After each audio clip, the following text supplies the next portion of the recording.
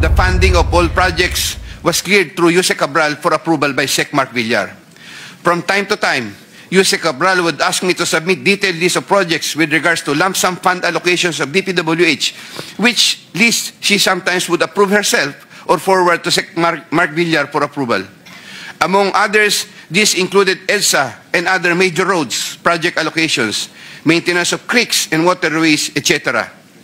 The commission for these approved projects was 10%. Magandang araw po sa inyo mga banateras. Ako po si Banat Girl. Ito po mga banateras, panoorin natin ito at sabay-sabay po tayong mag-react sa comment section. Alright, panoorin na po natin ito mga banateras. Mag-comment po kayo sa comment section at huwag po ninyong kalimutan mag-subscribe, i-like at i-share ang ating video. I am not Filipino for nothing. Mahalin po natin ang Pilipinas. Ito na po. Representante siya ng distrito niya. Baka yan ang lahat na sinasabi ng mga distrito niya. Baka sa distrito niya talagang ayaw na nila kay Bongbong. Kasi tingnan mo pag may bagyo sa Luzon, evacuate agad. Pero pag Bisaya, hinahayaan lang niyang mamatay. Deny nyo, hindi naman totoo yan. No, ka ba, Kiko Barsaga? Ito yung mga ginawa namin dyan. Paki-take down yan. Pag di mo tinake down yan, didimanda kita ng libel. Diba? May mga ganun. Sagutin nyo, hindi yung putang ina didimanda nyo. Ikukulong. Rebellion na ba yan? Asan ng rebellion dyan sa post na yan? Maaaring masakit yan pag nabasa nyo yan. Kasi baka totoo. Sabi nga nila, pag masakit, totoo. Diba? Pag nasaktan ka, kapag apektado ka, totoo. Ng publiko sa gobyerno. Pakinggan natin itong pahayag ni Ayan sa susunod na bagyo, ialay natin yung mga pamilya ng mga buhaya sa baha. Putang na, sino ba yung buhaya? May sinabi ba siyang pangalan dyan? Wala naman. Ang buhaya sa baha, tignan natin kung magnanakaw ulit sila. Ano naman masama rito? Hashtag ikulong si Marcos. Kung sa tingin ni Congressman Barsaga, si Marcos may kasalanan. At sa tingin niya dapat makulong. Si Pangulong Duterte nga walang kasalanan, pinakulong nyo. Ito sinasabi lang na ikulong, nagagalit kayo. Sa susunod na bagyo, ialay natin yung mga pamilya ng mga buhaya sa baha. So ibig sabihin, kung nagalit ka, congressman ka, nagalit ka, ibig sabihin buhaya ka. Ibig sabihin, kung nagalit ka dahil hindi naman niya sinabi yung pangalan mo, pero nagalit ka kasi dinadama yung pamilya mo, di ibig sabihin tinatanggap mo sa sarili mo na magnanakaw ka at saka buhaya ka. Hindi ba? Kayo talaga mas matalino pa sa inyo yung bata ngayon si IDG sa mga post na ito, anong masama rito? Anong rebellion dyan? Nakalagay ba dyan patayin si Marcos? Wala naman nakalagay. Ikulong lang naman. Anong masama sa ikulong kung may kasalanan Di ba? Wala naman sinasabing dukutin ng mata ni Marcos. Wala naman ganun. Nakalagay naman dyan hashtag ikulong si Marcos. Bakit ba ikukulong? Ikinukulong yung mga tao pagka may ginawang kasalanan. In particular in general kasalanan. Sa tingin ni Kiko Barsaga gumagawa ng kasalanan si Bongbong. Ayaw ba ni Bongbong na nasasabihan siya ng ganyan? Umalis siya. Pag private person na si Bongbong tapos gusto niya, putang ina, lahat ng asin sa bahay nila lunukin niya, lahat ng asukal saksak niya sa ilong niya, singhutin niya, wala kaming pakialam kahit anong gawin ni Bongbong Marcos so long as hindi yung bayang Pilipinas ang pinipeste niya. Peste niya yung pamilya niya, peste niya yung asawa niya, mga anak niya, pero yung dadamay mo yung mga kababayan natin dahil dyan sa corruption na pinababayaan mong mangyari. Hindi ko naman sinasabing ikaw ang corrupt, pero dahil sa mga nangyayaring corruption ngayon na wala pang nahuhuli, wala pang nakukulong, magpapasko na. Ang mga napapangalanan, puros maliliit na mga kontraktor, pero yung mga malalaking mga congressman na may mga sariling mga construction firm, wala kayong sinasabi. Wala namang dyan. Wala namang rebellious and seditious dyan sa sinabi niya. Speaker Ronnie Puno. Yung violence na sinasabi ng CIDG kasi ang pagkaalam namin, may history talaga na ganyan. No? May 3 eskwelahan, for example, na mukhang napaalis siya. Anong problema ron? Pinaalis siya ng eskwelahan. Hindi, ibig sabihin, hindi siya pinakulong ng eskwelahan. So wala siyang ginawa masama ron. Maaaring hindi lang pasok sa panlasa ng eskwelahan na yon yung mga kilos at gawin niya o baka bagsak, baka bopol siya sa eskwela. Kaya siya inalis. Kasi, sir, kung meron siyang kasalanang mabigat doon sa mga eskwela na yun, pinakulong sana siya. Hindi naman siya pinakulong, di naman siya dinimanda. So what? Bakit ikaw, wala ka bang dumi? Nung, sa buong buhay mo, wala kang dumi? Sa buong buhay mo, wala kang nagawang masama kahit na kumupit ng pambili ng candy. Pero niyan, lahat tayo may mga personal tayong kinaharap nung sa buong buhay natin, bawat isa may personal na kinakaharap. Pero it's not for you to judge. Kung yung kanyang mga experiences sa buhay, maaring sa'yo, subjective kasi, yung opinion ng tao. Pag sinabi mo na hindi maganda yung ginawa niya, pinatalsik nga siya sa eskwela kundi ka ba naman tanga Hindi naman ikaw yung ginawa niya ng kasalanan, apektado ka. Yung eskwelahan nga, pinaalis lang siya binoto nga yan ng mga kababayan niya, so ibig sabihin okay yan. So nasisilip mo yung eskwelahan na nagpatalsik sa kanya pero hindi mo nakikita, nananalo yan sa distrito niya.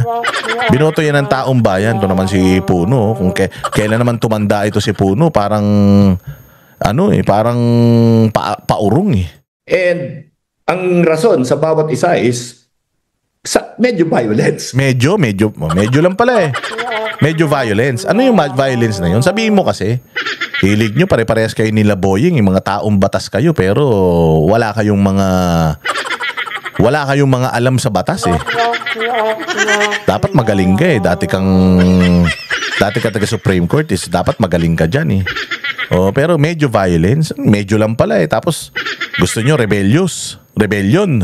May tinutukan ng barel, may tinutukan ng kutsilyo. Tinutukan ng barel, tinutukan ng kutsilyo. Nasaan ang ebidensya? Kung may tinutukan siya ng baril, kinasuhan sana siya. Kung may tinutukan siya ng kutsilyo, kinasuhan sana siya. Kasi yan yung pag tinutukan ka ng baril, Oo, pwede ka nang kasuhan ng grave threat niyan, frustrated murder niyan. Ganun din, pag kutsilyo, delicate yan. Kinasuhan ba siya tungkol doon? O chismis lang yan? Kayo talaga hilig niya sa chismis. Si Boyeng Rimulya, chismis din yung warrant of arrest sa ICC ni Bato. Kayo talaga machismoso kayo, tatandaan nyo na. Hindi na rin dinimanda siya ng CIDG kasi baka akala niya nakakatawa yun. Di ba? So, para madala naman siya. So, yun lang.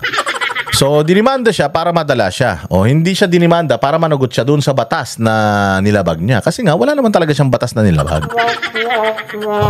Ito pa, isang balita naman kay, dito naman kay Amy Marcos. May bago na naman siyang expose. I-play natin. Naniniwala si Senadora Amy Marcos na walang masayang Pasko ang mga sangkot sa flood control scandal. Yan ay dahil mismo ang Pangulo raw ang nagsabing hindi pa kasama sa mga posibleng kasuhan.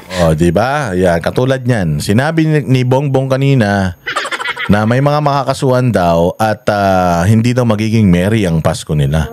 Well, actually, for the past 3.5 years, actually, fourth 2022, 23, 24. Fourth Christmas na ito. Under your leadership, walang Pilipino na naging masaya ng Pasko.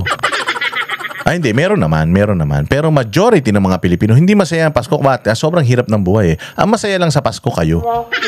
Kayo lang masaya. Actually, kahit kayo yung mga nagtatanggol sa inyo, yung mga troll ninyo, yung mga nabudol ninyo na comment sa mga post namin, hindi rin masaya Pasko ng mga yan. Kaya nga sila comment dahil hindi sila masaya kasi nga kung masaya mga yan, hindi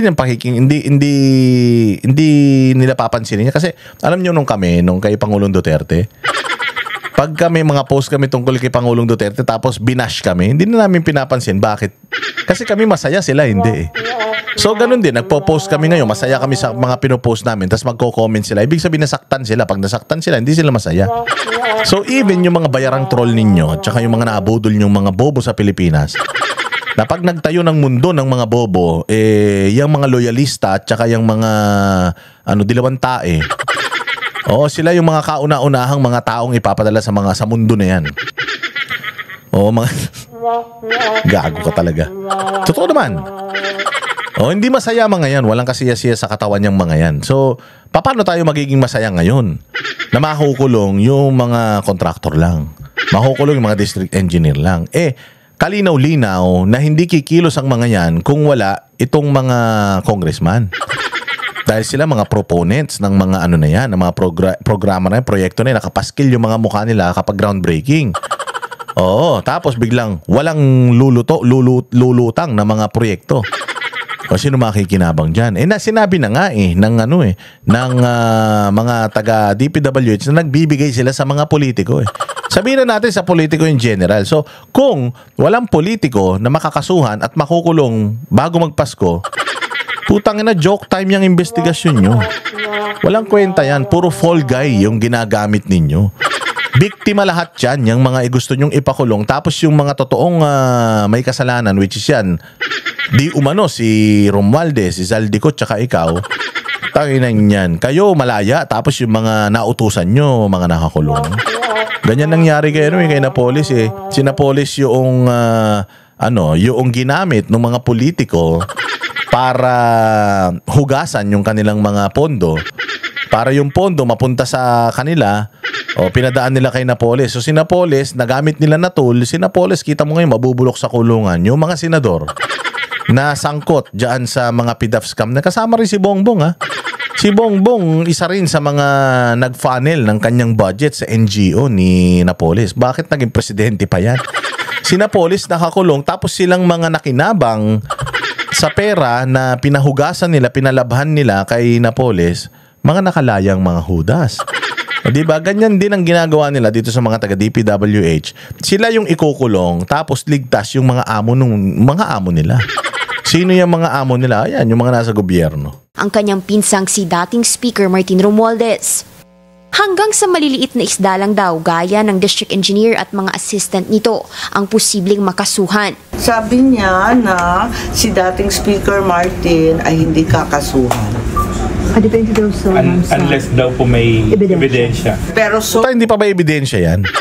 Hindi pa ba ebidensya na si Zaldico tao niya? Hindi pa ba ebidensya yon? Sabi ko nga sa inyo, di ba sa kaso ni Bantag, ang akusado talaga, ang pinagbibintangan na mastermind nung pagpatay kay Percy Lapid, yung tao niya sa Bilibid, tao niya. Dahil tao niya, dinamay na si Bantag at siya daw ang nag-utos dun sa tao niya kahit wala silang ebidensya kasi daw, tao niya yun kung gagamitin natin yung same logic na ginamit nila o ginawa nila kay General Bantag na may kaso si Bantag na murder dahil itinuturo noong mga inmates na di umano kumuha ng hitman para patayin si Percy Lapid, tinuturo nila yung tao ni Bantag. Hindi nila tinuturo na si Bantag, ang tinuturo nila yung tao ni Bantag. Pero yung tao ni Bantag na yon, dahil nga ang boss niya si Bantag, dinamay na si Bantag. Doon tayo pupunta sa na yon, sa ganung senaryo. Si Zaldico, sino amo ni Zaldico? Speaker of the House. Sino amo ng Speaker of the House? Hindi lang amo, pinsan pa. So ngayon, kung ikaw matino ka mag-isip, sa tingin mo wala silang connivance? Sa tingin mo wala silang pag-uusap, magpinsan yan? Pwede ba naman na ikaw yung presidente, ako Speaker of the House, mas kikita ako kaysa sayo? Ikaw ang huling pumipirma ng lahat ng mga budget ng Pilipinas. So, naniniwala ka na si Zaldico kumita, si Romualdez at si Bongbong hindi? Tigas naman ang mukha ni Zaldico. Diba? Kaya yung sinasabi dito ni Amy Marcos malungkot ang Pasko. Bakit? Mantakin mo, ni hindi man kino-consider ni Bongbong Marcos na kasuhan yung pinsan niya. Nag-deny na kagad siya. Sabi niya hindi siya makakasuhan. Bakit? Kasi walang ebidensya Patayin lang yan. Paano magkakaroon ng ebidensya? Hindi pa ba ebidensya yung sobra-sobrang yaman ni Martin Romualdez? Hindi naman siya Zubel de Ayala. Hindi naman siya anak ni Lucio Tan tsaka ni Henry C. Lalong hindi naman siya Villar. Saan niya nakuha yung ganyang karaming pera niya? Mantakin mo, ilang bahay niya sa Forbes Park, napakamahal dyan. Tapos nakabili siya ng mga shares sa media. Bawal nga yun nasa gobyerno ka, tapos meron kang share sa isang media media outfit, bawal nga yun, di ba? Tapos yun pa, meron pa siyang kaso ng di ba, sa Amerika, yung mali-malitang pera.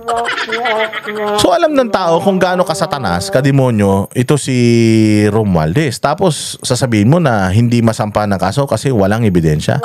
Baka yung mga ebidensya sinunog nyo na, nasunog na nung nakaraan yung DPWH Tsaka napabalita yung DPWH nagsisira na ng mga ebidensya so kaya you are finding time, you are buying time, you are kumbaga nagbubuhay kayo ng mga bagong issue to buy more time para malinis ninyo yung mga loose ends. Tapos yung mga loose end na mga bagay-bagay at mga tao, mabayaran niyo yan. Tapos wala na kayong kasalanan, hindi na kayo makakasuhan. True enough, sabi ko nga sa inyo, how many days after yung sinabi ni Pangulong Marcos patungkol sa mahiya naman kayo? More than 100 days na. Oh, hanggang ngayon, hindi mapakansila yung passport ni Zaldico. Bakit? Kasi nga, hindi pa nakakasuhan. Hindi pa kinakasuhan yan. Kasi daw, wag ka tayong basta-basta magkaso. Kasi pag nagkaso tayo, baka mahina. Tanga. Pwede mo naman kasuhan yan para ma-hold na nila. Tapos habang umaandar yung kaso, naggagather pa kayo ng iba pang mga ebidensya against them. Kesa naman, saka na tayo magsampa ng kaso kapag siguradong panalo na tayo. Paano kung hindi nga natin masigurado na panalo tayo? O di hindi makukulong mga yan. Yung mga gago talaga kayo. So far, wala. So, Merry Christmas pa rin.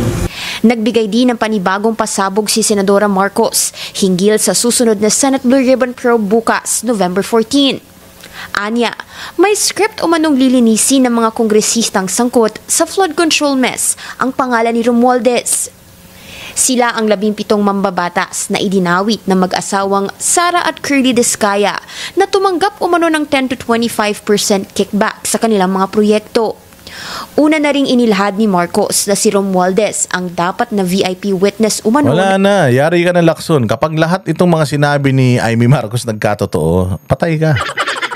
Alam na nila, kaya nung nag-break at saka kunyari nagbitiw-bitiw ka, alam na nila na style nyo yan, bulok. Pero gumapang na kayo during recess. Nung kayo'y walang mga session, ginapang nyo na yung lahat ng mga yan. Nakapag-usap-usap na kayo, nakapag-meeting-meeting na kayo. Habang bumabagyo, nag-meeting-meeting na kayo para pagbalik nitong Blue Ribbon Committee na to, actually, hindi na yan para mag-imbestiga. Yung Senate Blue Ribbon Committee na yan, sa tingin ko, na yan, para iligtas itong si Romualdez at si Marcos Jr. Wala nang iba. Oo, syempre, yung mga congressman, sasabihin nila, ayaw natin na maging may kasalanan ito si Romualdez, kasi kapag lumabas na may kasalanan si Romualdez, lahat ng pumirma sa impeachment ni BP Sara, which is majority ng mga congressman, lahat yan, ibig sabihin nasa nasa control talaga nito ni Martin Romualdez, at sigurado in the future sila naman yung maiimbestigahan ng Blue Ribbon, pero umatras ito. Ang ating VIP, hindi na star witness kasi hindi na a-appear ang dating speaker, kundi ang darating daw si Zaldico on Zoom. Yun ang latest na balita, baka magbago pa, tingnan natin. Pero higit sa lahat, panoorin ninyo at alam naman nating lahat, linuloko lang tayo. Pero agaran itong binigyang linaw ni Senate Blue Ribbon Committee Chair Panfilo Lacson. Hindi niya raw inimbitahan si Ko na sumipot via Zoom. Baka raw kasi mabigyan siya ng plataporma para makapagsalita ng anumang pangpropaganda lang. Nahuli ka na. Nahuli ka na. Oo, kaya kunyari, dinidiri mo, hindi ko inimbita yan. Anong imbitasyon mo sa kanya? Kasi alam mo naman, hindi uuwi yan eh. So, anong imbitasyon ng mo sa kanya, ang ginawa mo? Wala to si Lacson. Si Lacson wala na ito. So far, kumpirmado ang susunod na Blue Ribbon Probe bukas, November 14, at nakatakdang magsimula ito ng alas 10 ng umaga. Para sa agenda. Kaya maaga tayo magigising kasi alas 10 ng maga, memya. Na yan. Magsisimula yung magsisimula yung hearing na yan. So titingnan natin kung magkakatotoo. Kung magkakatotoo yung mga sinabi ni Amy Marcos. So ito yung kanina, yung sinabi ni Bongbong na wala daw Merry Christmas yung mga kawatan. Merry Christmas! Yan ang babala ni PBBM sa mga dawit sa flood control corruption scandal. Puro babala, no? 3.5 years, 4 years na siya, hanggang ngayon nagbababala pa din siya. Noon, nagbabala siya sa mga hoarder. Nagbabala siya sa mga smuggler. Pagkatapos nagbabala siya sa mga drug lords. Pagkatapos nagbabala siya sa mga korap. Mahiya naman kayo, sabi niya. Hanggang ngayon, wala pa nakukulong. Puro babala pa din. Ngayon nagbababala na naman siya. Tangina nito, ikaw ba si Babala? Yan ba ang middle name mo, Babala? Kasi kung si Leni Robredo at saka si Risa Ontiveros, ang kanilang nakakabagabag. Nababagabag ako. Kung sila, ang middle name nila Bagabag, ito, si Bongbong, ang middle name Babala. Tangina niyan. Puro babala. Wala namang nakakasuhan, wala namang nakukulong. Puro babala, wala namang nasasalvage. Puro babala. Walang walang pangil yung babala mo. Para kang aso na putol yung ngipin bungi. Lahat yan, puro lip service yan. Wala talagang mangyayari. Again, he's only gonna be there for 2 more years. 2 taon na lang. Putang ina, wala pang nagagawa yan, wala pang naipakukulong yan, wala pang mga drug lord, mga drugs nga na nauhuli niya, walang mga may-ari eh. So niloloko lang kayo nitong tao. Mambubudol talaga ito. Mabagal man ang investigasyon, sinisiguro ng Pangulo na may makukulong bago magpasko. Pero kasama kaya ang kanyang pinsan na si dating Speaker Martin Romualdez dito? Narito ang agenda report ni Ivy Reyes. Kaya't yung mga taong yan na kasabwat dyan, eto, mga walang hiyang ito, na nagnanakaw ng pera ng bayan. Ba't ganito magsalita? Parang grade 2. Nakakahiya, na presidente mo, tas ganito, parang sabog. Parang lasing, walang direksyon. Yung parang ewan ko rito. Kung ganito ka bobo to, yung mga anak nito, sigurado mas bobo. Tapos na ang maliligaya ninyong araw. Hahabulin na namin kayo. Napinsin mo, hahabulin na namin. Dati hindi nila hinahabol. Hahabulin na namin kayo. Bakit? Nabisto na tayo. Kaya hahabulin ko na kayo. Dati magkakakampi tayo. Pero ngayon, hahabulin na namin kayo. Hahabulin na namin kayo? So, ibig sabihin, kung hahabulin nyo na sila, noon, hindi nyo sila hinahabol. Talaga to si Bongbong. Choice of words na lang. Wala pang, walang kadating-dating. Alam mo kasi Pangulong Duterte nag-deliver nitong speech na to. Sigurado ako, putangin na hanggang Africa makakarating. Pero siya nag-deliver ng speech itong mga sangkot dito, hindi nga makapagpangalan eh. Wala ngang kabayag-bayag to, wala ngang mabigyan ng pangalan ng mga mambabat si Pangulong Duterte nung i-expose niya yung mga proyekto na palpak ng DPWH. Sinabi niya lahat yung mga pangalan ng mga congressman, tapos doon sa kanyang mismong Talk to the Nation, pinagsisibak niya itong mga tao na ito. Ito si Bongbong walang ganyan, sa bagay. Ano ba ini-expect natin sa isang leader na merong agam-agam ang taong bayan na addict? Agam-agam ng mga Pilipino na sabog. Bakit may agam-agam? Kasi nga hindi naman pinatutunayan na hindi siya sabog. Hindi mo siya nagpapadrug test. Sabi pa ni Inday Sara, 10:00 ng umaga, lasing na daw to. Ito mo yung tsura niya, Tangina, kahit bagong ligo, parang ang baho-baho. Ganyan yung itsura ng mga tsuhing ko na lasinggo eh. Ganyan yung itsura ng tsuhing ko na lasinggo na kahit bagong ligo, amoy chiko. Magnonoche buena sa selda ang 37 individual na nasa listahan ng Pangulo. Sabi niya may 37 individual magnonoche buena daw sa kulungan. Tingnan natin Tingnan natin ano na naman kayang dahilan niya kapag hindi nagkatotoo yan. Ito ang kinumpirma ni PBBM ngayong araw sa pagre-report niya sa bayan kung ano na ang nangyayari sa flood control investigation ng kanyang administrasyon. 3 buwan na kasi ang nakadilipas matapos niyang sabihan ang mga sangkot sa anomalyang ito na mahiya naman kayo. Sa 37 individuals na ito, mambabatas ang ilan. Hindi pa ibinibigay sa media ang listahan ng mga pangalan pero wala raw dito si former House Speaker and presidential cousin Martin Romualdez. So I don't know. With the speaker, no. Not as yet. Not as yet. If something else comes out, then he might have to be answerable for something. Ang nasa abroad naman na si resigned ako Bicol Party List Representative Zaldico, ikakansela ang passport. Oras na haina na siya ng kaso. At pagdating daw sa pagsasampa ng kaso laban kay Ko, it is a matter of when, not if. Pinapanindigan pa rin ng Pangulo ang posisyon ng... Yun na nga, when. It's a matter of when. ganun din. Hindi nyo pa siya sinasampahan ng kaso, so therefore, hindi nyo ma-freeze yung kanyang, hindi ma-freeze, hindi nyo makakancel yung kanyang passport. Ganun din. Wala kayong karapatan na hawakan yung kanyang mga kayamanan kasi nga wala pa siyang kaso. Hindi naman pwede ma-freeze yung kanyang assets nang hindi dumadaan sa korte. So ngayon, nailalabas niya na yung kanyang mga kayamanan, mga pera ninakaw nila, mga eroplano, hindi ba? Nagka-issue na nga. Tanong mo si Bunuan. Asan si Bunuan ngayon? Nakawala si Bunuan. Tapos sabi nila, ano yun daw nila? Babantayan daw nila.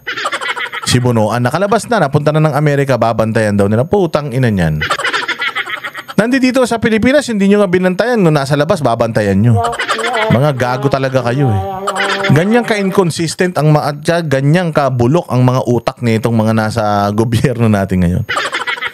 Again, si Bunuan nandito sa Pilipinas, mayroon lookout bulletin order, pero nakalabas ng Pilipinas. Anong sabi ng DOJ? We will closely look at him. Putya, nandito nga sa Pilipinas, hindi nyo nga napigilan, nasa ibang bansa pa. Mga ogag talaga, pinatatakas nila yan isa-isa. Kasi alam nila na sooner or later lalabas yan. Di ba mayroon ngang issue kay Bunuan na nag-raise daw ng funds yan for BBM? Di ko alam kung totoo yun, pero malamang hindi. Pero ano nila to? Tao nila ito, appointee nila ito. So most definitely maraming nalalaman nito. Bakit ka papayag na aalis to? Si Inday Sara nga galit na galit kayo pag umaalis. Wala pa naman siyang kaso. Yung mga impeachment niya, hindi naman na nagtutuloy. Pero galit na galit kayo pag umalis si Inday. Nagpaalam naman siya. Pero ito si Bunuan na sangkot sa pinakamalaking korupsyon sa tanang history ng Pilipinas. Pinabayaan yung lumabas. O, di ba? Si Zaldico, ganun din pinabayaan yung lumabas. Ang inan yan. Nahanap nyo nga si Bantag noon. Ay, hindi pala si Bantag, si Tebes. Nahanap nyo nga, nagawa nyo nga kay Tebes, ba't di nyo magawa rito kay kay Zaldico? O kasi nga magkakasapakat kayo. Wala naman ibang dahilan yan. Wala nang ibang explanation yan. No? You don't have to be a rocket scientist para maintindihan mo na itong tatlong to, itong ulo ng sindikato. Administrasyon na hindi dapat madaliin ang mga kaso. Hindi raw kasi nag-iimbestiga ang kanyang administrasyon para lang sa optics. Palagay ko nasa matatapos. Ang pukin ng ina mo.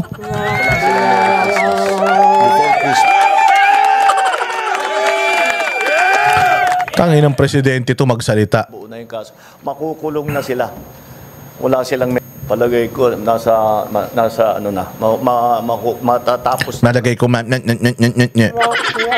inan yan. Makukulong na sila. Wala silang Merry Christmas. Before Christmas, makukulong na sila. Ayon kay PBBM, mayroon ng higit 20... Before Christmas, tumakas na mga yan. Tangina nyo, wala naman kayong sinasampang kaso eh. Before Christmas, binigyan nyo sila ng timeline. Talaga, hanggang Christmas. Puta, ngayon pala nga, alis na ako. Doon ako sa ibang bansa magme-Merry Christmas gamit ang pera ng taong bayan. Gamit yung yung tawag doon, party ko. Party-partihan kasi yan, kasi mahilig sila sa party, di ba? Ayan, pinarty-party na nila yung pera. So itong mga sangkot na ito, binigyan nila ng babala hanggang December. Lahat yan magsisilayas. Tapos si Bunuan, wala na. Di ba? Ganun yan, magsisialis. Sa dami ng pera ninakaw na magsisialisan yan. Tapos babalik na lang yan pag lumamig yung sitwasyon. Ganun lang yun. 1,000 reports ang natatanggap ng sumbong sa Pangulo website. Nagbago na rin anya ang liderato sa DPWH sa ngalan ni Secretary Vince Dizon. Isa rin tanga yan eh. Naglabas na rin ng freeze orders ang Anti-Money Laundering Council na may kabuuang halaga na higit 6 billion pesos. Freeze order, kabuuang halaga 6 billion. Ba't nailabas ni Zaldico yung mga property niya? Tingnan nyo, mga gago kayo, style nyo bulok. Hindi nyo kaming lokohin. Hindi nyo kami maloloko. Kayo talaga ito pa, isang balita. May may statement si Inday Sara eh. May statement at buwelta si BP Sara patungkol diyan sa sinabi ni Bongbong na magpapasko sa kulungan. Sige. Nangako si Pangulong Bongbong Marcos na magpapasko sa kulungan ang mga sangkot sa flood control scandal. Pero banat ni Vice President Sara Duterte, dapat ipakulong ng Pangulo ang kanyang sarili. Nasa frontline na balitang yan si Maricel Halili. makukulong na sila. Wala silang Merry Christmas. Diretsahang bantayan ni Pangulong Bongbong Marcos laban sa mga dawit sa maanomaliang flood control projects. Babala niya. Yang mga taong yan na kasabwat dyan, eto, mga walang hiyang ito, na nagnanakaw ng pera ng bayan, tapos na ang maliligaya ninyong araw. Di ba sinabi na din niya yung Chona, no? Bilang na ang mga araw nyo, kayong mga smuggler. Putang ina, walang nakulong kahit isang smuggler. Ay, ganun din to. Diyan sa, ano na yan, diyan sa flood control, wala rin makukulong dyan. Pustahan tayo. Inang yan. Style nito ni Bongbong bulok eh. Hahabulin na namin kayo. Kasama sa listahan ng pinakakasuhan sa ombudsman ng 37 individual, kabilang ang ilang mambabatas, kontratista hanggang sa dating opisyal ng DPWH. Pero hindi pa kabilang dyan ang pinsan ng Pangulo na si House Speaker Martin Romualdez. Sabi kasi ng Pangulo, payat na ni Romualdez, problemado na rin ang gago, no? Problemado na rin eh. Pucha, baka sunduin na rin ito ni Satanas balang araw. dapat malakas ang mga ebidensya para siguradong may mananagot. With the Speaker, no. Not as yet. Not as yet. If something else comes out, then he might have to be answerable for something. So, again, you know, we don't file cases for optics. We file cases to put people in jail or to make people answer. Hindi nga kayo nagsasampa ng kaso at all eh. For optics, tanga. Wala kayo sinasampang kaso, puro kayo daldal, puro kayo banta. Naman ni DPWH Secretary Vince Dizon, merong magpapasko sa kulungan. Non-bailable itong mga kasong ito. At least 40 pong mga napaigan na ng kaso ang magpapasko sa kulungan. May banat naman si Vice President Sara Duterte sa mga dapat daw ikulong. Dapat isali si Bongbong Marcos kasi siya ang pumirma ng 2025 GAA. Pwede na niyang ikulong ang sarili niya. Aminin na niya na ano talaga, meron siya pagkukulang. Hindi nga umamin na adik eh. Hindi nga gumaamin na gumagamit ng gamot kahit na masama ng bawal na gamot, yan na ganun eh. Kahit nga ngiwin, di umaamin, dyan pa kaya, hindi aamin yan. Utangin na. Ang kriminal, hindi mo papaamin yan. Sabi ko sa'yo, pumunta ka ng Bilibid, tanungin mo lahat ng mga sentensyado doon. Totoo bang ginawa mo yung kriminal? Hindi, biktima lang ako. Lahat ng kriminal, kahit sentensyado na, hindi aamin yan. Oo, yan, si Bongbong di aamin yan. Putsang tikas ng mukha niyan. Hindi nga nila maamin na yung tatay nila ay magnanakaw. Hindi nga nila maamin na yung nanay nila magnanakaw eh. Kahit na sentensyado ng Sandigang Bayan yung nanay nila, hindi nila tinatanggap na magnanakaw yung nanay. Meron pa nga siya sinabi dito sa interview niya kanina, sa press con niya kanina tungkol sa pagbabayad ng buwis eh. Meron daw silang mga habulin na mga mali daw yung mga buwis, deklarasyon ng buwis. Siya nga eh, may utang siyang bilyon-bilyon na buwis eh. Di ba? Hindi rin niya binabayaran yung estate tax ng pamilya nila. Hindi nila binabayaran eh.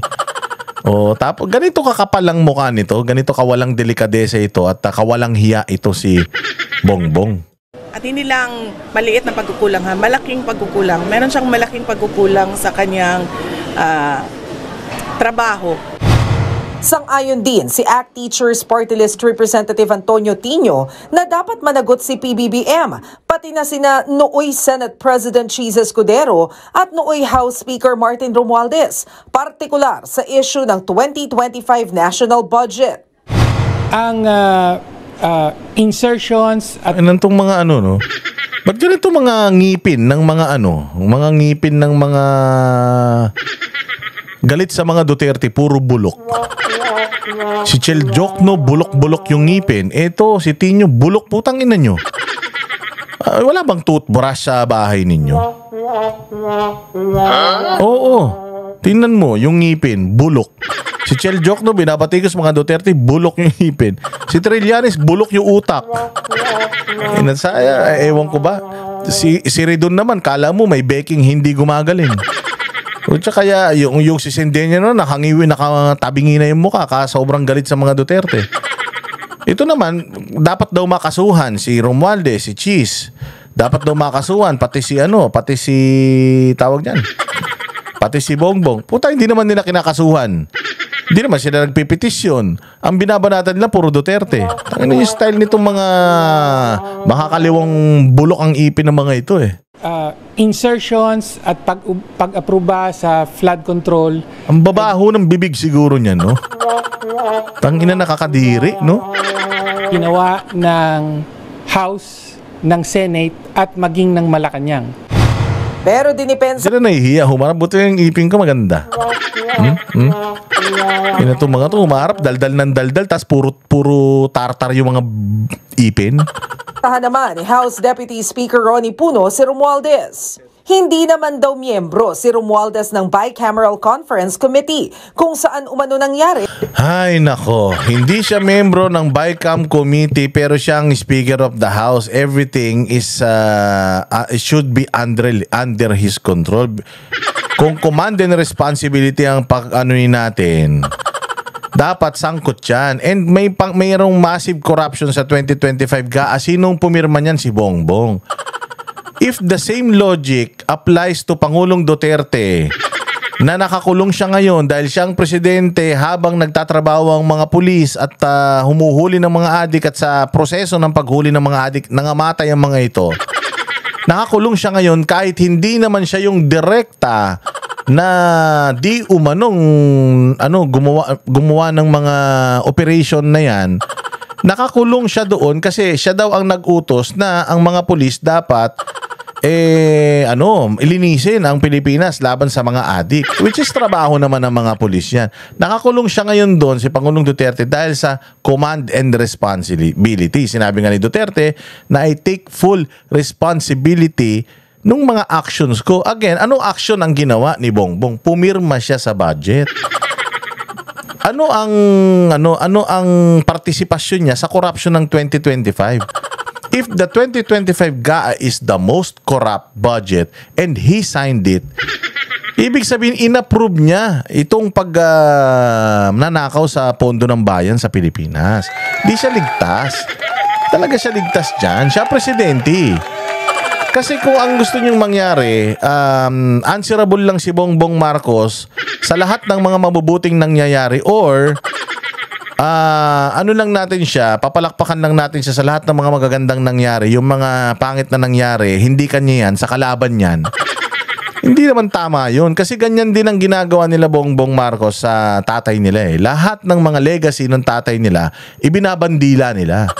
Po siya, ina-announce nila lahat ng mga magagandang nangyari nung panahon tatay niya. Expressway, yung PICC, yung Heart Center, yung 13th month, di ba ginagano nila? Pero sa pamumuno ng tatay niya, sa kabila ng magagandang mga na-achieve ng tatay niya, mas marami yung mga hindi maganda. Ano yung human rights violation, kidnapping, murder, plunder, pagnanakaw sa pera ng taong bayan, paggamit ng pondo ng ganito, ng ganyan. Inubos ang pera ng taong bayan, naging maluho, di ba? Hindi nila yun ina-acknowledge. Ang ina-acknowledge lang nila yung magaganda. Pero yung mga pangit, ayaw nila niyan. Ganon na ganon ang ginagawa nito ni Bongbong ngayon. Na yung mga magagandang nangyari, kahit wala naman, ini-claim nila. Tapos yung mga pangit na nangyayari, wala silang kasalanan dyan. Kasalanan niya nung mga ahensya, kasalanan ni ganito, kasalanan ni ganyan.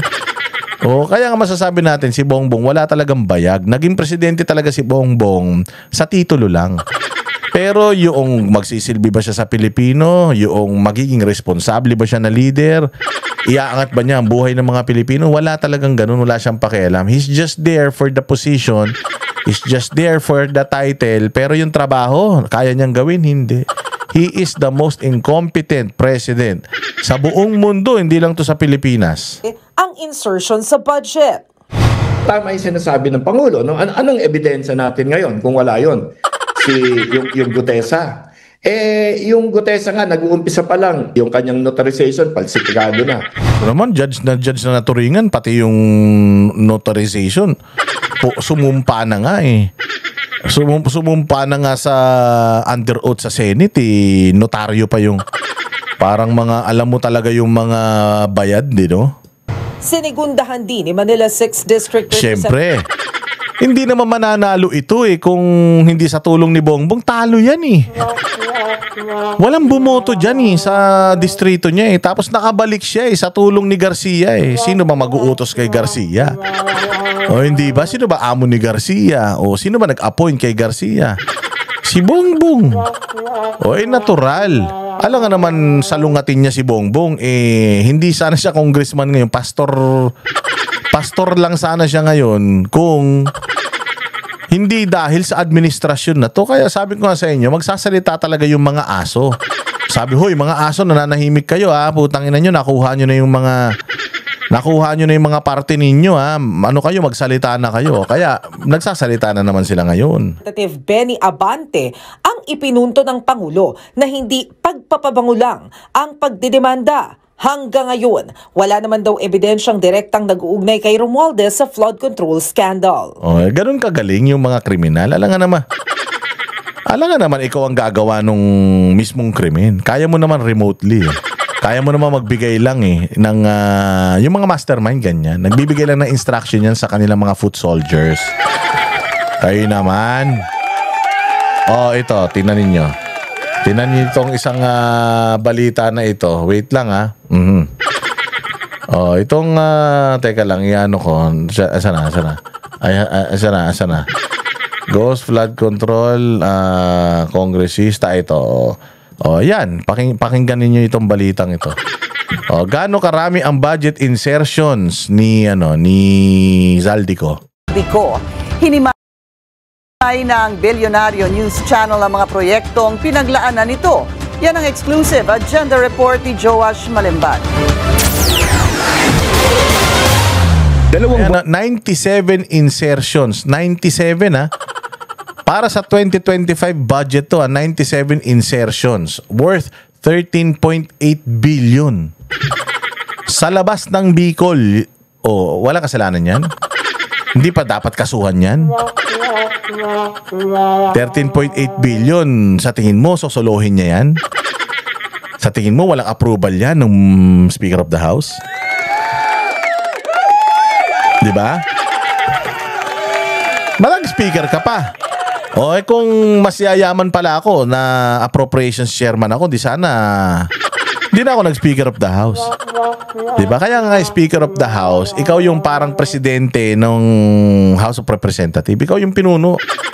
Ikaw nag-a-approve ng mga budget nila. Ikaw ang naglalag. Sabi nga, yung parang naging pork barrel na nga yung AIX, MAIP, TUPAD. Di ba sinabi ni Di ba sinabi ni Luis Tro nung nangangampanya siya? Salamat tayo kay Speaker. Dahil kung hindi dahil kay Speaker, walang MAIP, walang AIX, walang AKAP. Hindi ba ganun sila? Salamat tayo kay Speaker. Ano sabi yung si SB, yung Samber Sosa, na nag-allocate daw ng bilyon si Romualdez para pambigay daw sa tao, sabi ni Samber Sosa. Noon, puro salamat kay Romualdez. Salamat Romualdez, salamat kay Speaker. Puro sila ganun, lahat sila puro salamat kay Speaker. Tapos ngayon, nung lumabas yung iskandalo, hindi nadamay si Speaker. Hindi nadamay si Speaker kasi walang pirma si Speaker. Hindi nadamay, wala na si Speaker dahil hindi naman siya kasama ng small committee. Tangina, pero dati AKAP, MAIP, AIX, lahat yan dapat binibigay yan ng DSWD. Hindi naman siya taga DSWD pero nagpapasalamat sa kanya. Wala naman siya sa DSWD. Pero bakit nagpapasalamat sa kanya yung mga kongresista na namimigay nitong mga ayuda na ito? Kasi nga lahat yan, siya ang may control. So itong mga insertions ng mga congressman, siya din may control. Sinabi na nga yan ni Toby Chanco, di ba? Sabi ni Toby Chanco, congressman mismo yun, tao pa ni Bongbong yun, na si Romualdez, yung mga proyekto, ipinangako niya na.